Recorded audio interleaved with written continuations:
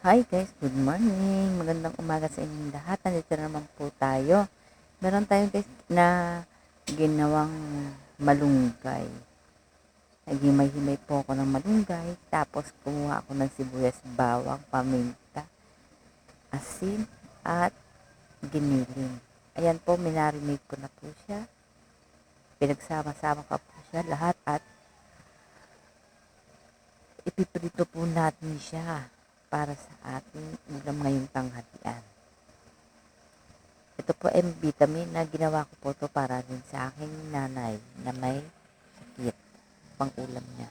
Tara, lutuin na natin. Ayan po, magpa-fried tayo ng fried malunggay with giniling.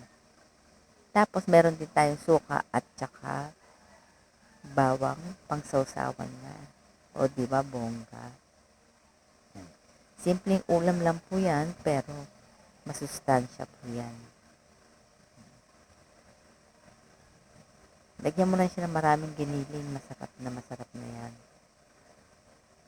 Marami na yung makakain mo. Ayan. Luto na po siya at lagay tayo ulit. Ganyan lang po ang pagpoproseso niyan. Maglalagay tayo ng fried malunggay. Okay guys.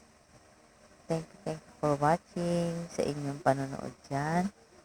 Please like and share for my video. Maraming salamat. God bless sa inyong lahat.